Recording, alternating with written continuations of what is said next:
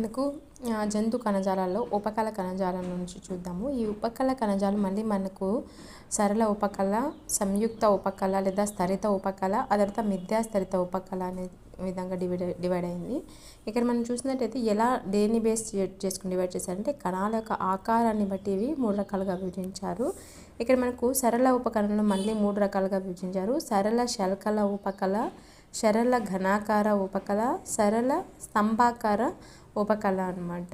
ఈ మూడింటిలో మనకు ఏవి మళ్ళీ మెయిన్ దీంట్లో మనకి కావాల్సింది ఏంటంటే ఏ ఉపకళ ఎక్కడ ఉంటుంది అనేది చూడండి. ఇక్కడ మనకు ఈ శల్కల ఉపకళ అనేది మనకు అంతరస్థరము, బౌమన్ గుళిక, వాయుకోశాలు, మీసోథీలియము, తర్వాత హృదయావరణ త్వచంలో, ప్లూరాలో, తర్వాత రక్తనాళాల్లో మనకు సరళ శల్కల ఉపకళ అనేది ఉంటుందన్నమాట.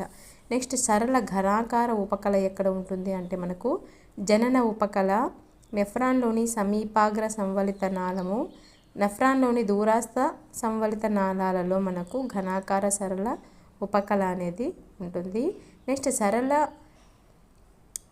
స్తంభాకార ఉపకళలో మనకు మళ్ళీ 2 టైప్స్ ఉంటాయన్నమాట. శైలికామయ సరళ స్తంభాకార ఉపకళ, తర్వాత శైలిక రహిత సరళ స్తంభాకార ఉపకళ. ఇక్కడ మనకు శైలికామయ సరళ స్తంభాకార ఉపకళ అనేది ఎక్కడ ఉంటుందంటే మెదడు కోష్టకాలు, ఫాలోపియన్ నాళాలు, తర్వాత కేంద్ర కుడ్యము, శ్వాస నాళికలలో మనకు శైలికామయ సరళ స్తంభాకార ఉపకళ అనేది ఉంటుంది.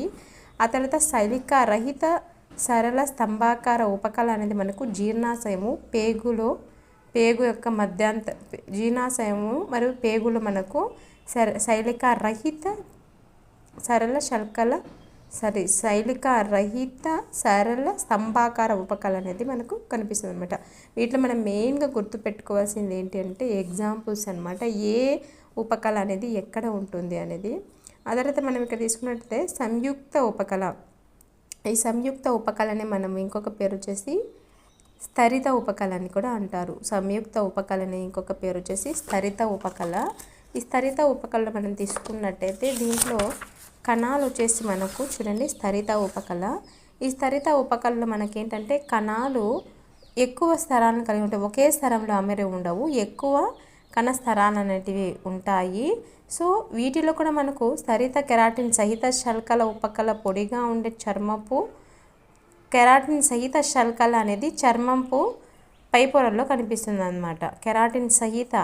కెరాటిన్ రహిత శల్కల ఉపకళ అనేది మనకు స్థరిత కెరాటిన్ రహిత శల్కల ఉపకళ అనేది ఆసెక్ కుహరము, ఆ తర్వాత గ్రసని, ఆహార